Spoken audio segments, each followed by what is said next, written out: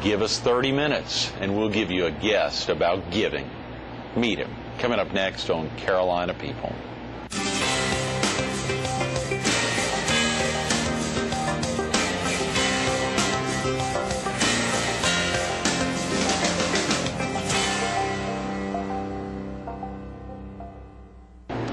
Good morning. Welcome to Carolina People. This morning we're at family-owned and operated Ace Hardware in Northwood Plaza between 76th and 79th Avenues North on Kings Highway in Myrtle Beach. We're focused on upcoming National Philanthropy Day, and we're visiting with the Vice President of the Coastal Chapter of the Association of Fundraising Professionals, Gregg Waters. Good morning, Gregg.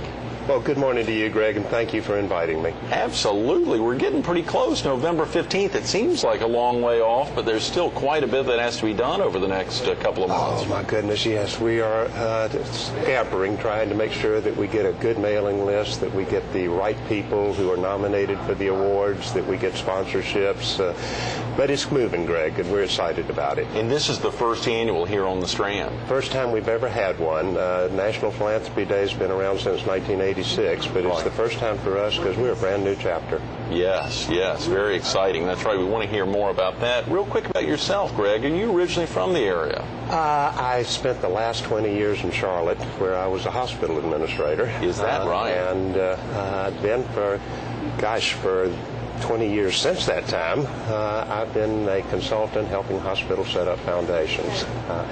And I worked with the Georgetown hospital system, fell in love with the Georgetown area, bought some property down here, and 3 years ago my wife and I realized our dream and moved down here. Is that right? Entirely moved to Georgetown County? We are here. We are here. We're part of it, and we love it. Do you still have family or friends? I'm sure you've got a lot of friends in Western North Carolina, or folks that remain in the Charlotte area. You were there, you said, 20 years. 20 years, yeah. My son and his wife still live there. My older son lives in Fayetteville, so we still have strong ties to North Carolina. To the Tar Heel State. To the Tar Heel State. Of course, a lot of our viewers are in Robeson and Scotland County and parts of Columbus and even Brunswick County, so not too far from the Fayetteville area. Not at all. Good opportunity to get up and see them. And I think I saw you also had some ties even earlier to the Triad, and then before that, right after that, to the Triangle. So you covered three of the big TV markets in the Tar Heel State. We did. I went to UNC Chapel Hill, and then did the unthinkable and went to Duke for a couple of years. That was, yeah. So I feel very close to the Triad area. Absolutely. You know, we think so much, and of course, being in hospital administration and spending that much time with the hospitals having such an impact on this area, whether it's Georgetown Memorial, obviously Conway Medical Center, Loras Healthcare System, Grand Strand Regional Medical Center, a lot that has to happen to keep hospitals going and growing even stronger. The area down here is blessed in the sense that it's easier to get the physicians, to recruit physicians to this area because it's such a wonderful place to live. Right. So medical staffs are just the most important bottom line of a hospital. They've got to have those, and the hospitals down here have done exceptionally well with recruiting medical staff, and from there they go to excellence on their own. Mm-hmm. You said formerly setting up foundations within a hospital. Was that principally with community hospitals? Yes. When you set those up? Absolutely. It'll be the nonprofit hospitals. Right. And what we try to do is to develop a foundation board and a fundraising process that'll help them do things that are good medical care, but not necessarily going to be covered by inpatient costs. Right. For example, we built an Alzheimer's unit in a small town in Elkin that they've never been able to afford without that.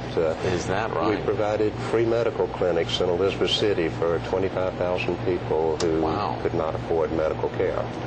And not only did we give them medical care, we gave them medication, which that's the big hooker. Nobody can afford it. And we were able to raise money for that. So foundations have a real strong role in the nonprofit world, especially for hospitals. Yes. We've got Burns Massey coming in with us month after next, who heads up the Conway Medical Center Foundation, has been very active. And you hear about that. Last week we had a cardiothoracic surgeon in from McLeod up in the PD, and of course to hear him talk about the impact of so many things they do, not that to take anything away from Carolina's hospital there in Florence, a for-profit hospital, but the two of them working in tandem can get a lot done. Can get a lot done. Yeah.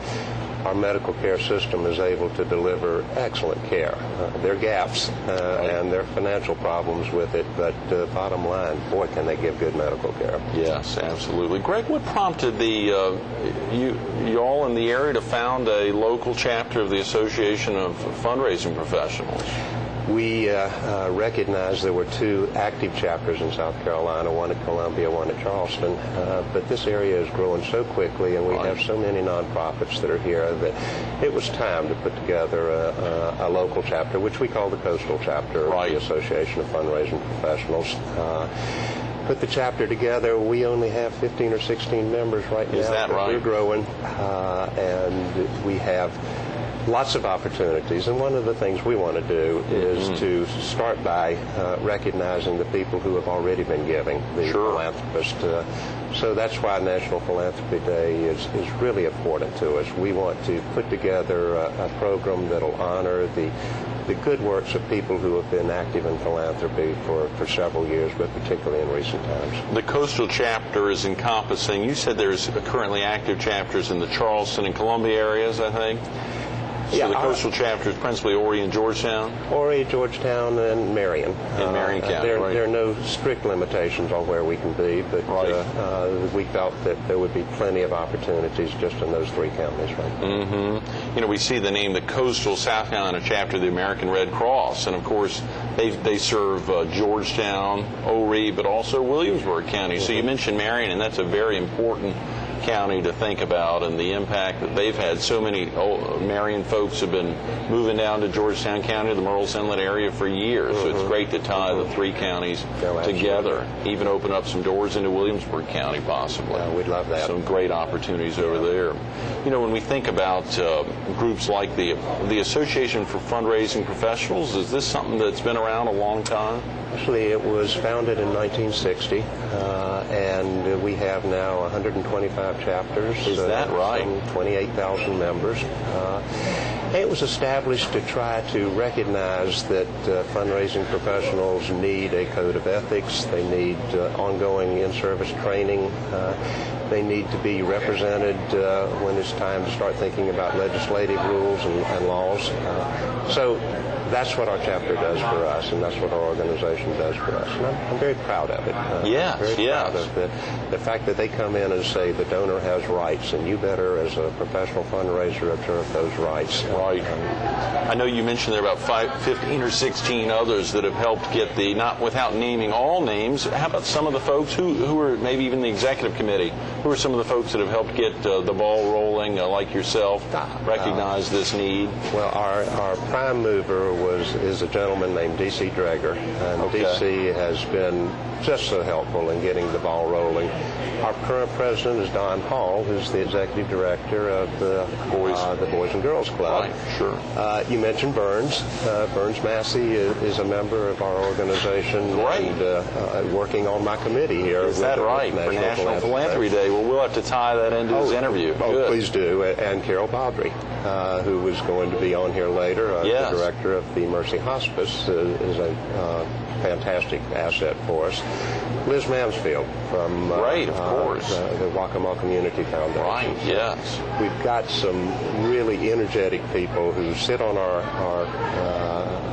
group, and particularly on that Philanthropy Day committee. Sure. I'm so proud to have them. Sandra Cole from Horry Georgetown Technical College. How could I have missed Sandra? Right. That's such a great location. You know, I know I've seen some of the emails about some of the activities y'all are doing, and taking advantage of the Montrose, the conference room over there at the foundation office for Horry Georgetown Tech, which has got such a tremendous group, and they've ramped up so fast. Sandra in her role there, working formally in tandem with Gary Davis, who has since moved out of the area, Ray was such a go-getter, and obviously Gregg Thompson and the entire office, Colleen Neese over there. They're really working hard. Sandra is a jewel. Just that's one of the nicest benefits is meeting people like this. That should be her middle name, Gregg. Yeah, you ought to give her that middle name. Absolutely, if she didn't have it, she ought to get that. Yeah. So National Philanthropy Day, that has you said it's been around about 2 decades. About 2 decades. Okay. First for us now, so we're plowing new ground here, but we have the resources of our national organization to fall back on. The Charleston chapter has been so helpful in helping us get moving on this. So we think that we've got lots of good resources to pull on, a great area to have this in, and we're looking forward to it. And you've been involved with the Association of Fundraising Professionals in the Charlotte area when you were there prior to making Georgetown County home. I have. So when I saw the notice that we were talking about putting a local chapter in, it just seemed like something that would be a natural. So you've been involved in National Philanthropy Day before? I have. Not to the same extent. Being a smaller organization, we didn't have too many people to look around to when it was time to assign committee chairs to.